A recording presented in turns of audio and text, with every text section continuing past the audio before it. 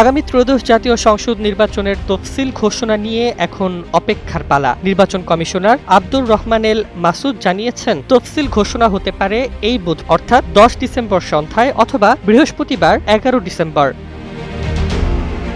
9 December মঙ্গলবার গণমাধ্যমকে তিনি জানান, 10 ডিসেম্বরের মধ্যে তফসিল ঘোষণার সব প্রস্তুতি চূড়ান্ত। এর আগে বুধবার রাষ্ট্রপতির সঙ্গে প্রায় 2 ঘণ্টাব্যাপী বৈঠক অনুষ্ঠিত হবে। বৈঠক শেষে প্রধান নির্বাচন কমিশনার এএমএম নাসির উদ্দিনের ভাষণ রেকর্ড করে সন্ধ্যায় দেশের সামনে ঘোষণা করা হবে।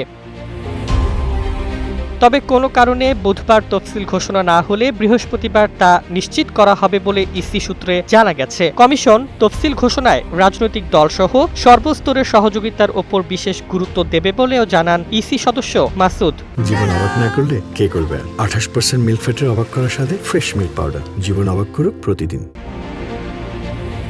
ইসি সচিবালয় ইতোমধ্যেই বিটিভি ও বেতারকে প্রধান নির্বাচন কমিশনারের ভাষণ রেকর্ডের জন্য চিঠি পাঠিয়েছে। আগামী বছরের ফেব্রুয়ারিতে ভোট গ্রহণের দিনও তফসিল ঘোষণার মাধ্যমে ঘোষণা হতে পারে।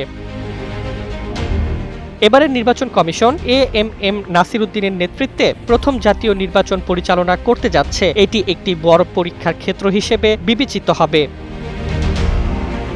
নির্বাচনের প্রস্তুতি আরম্ভ করায় দেশে রাজনৈতিক উত্তেজনা বাড়ার পাশাপাশি সাধারণ জনগণের মাঝে নির্বাচনী প্রত্যাশা তীব্র হচ্ছে। তফসিল ঘোষণার পরই নির্বাচনের আনুষ্ঠানিকতা ত্বরান্বিত হবে বলে মনে করা হচ্ছে। ডেস্ক রিপোর্ট, জয় জয় দিন।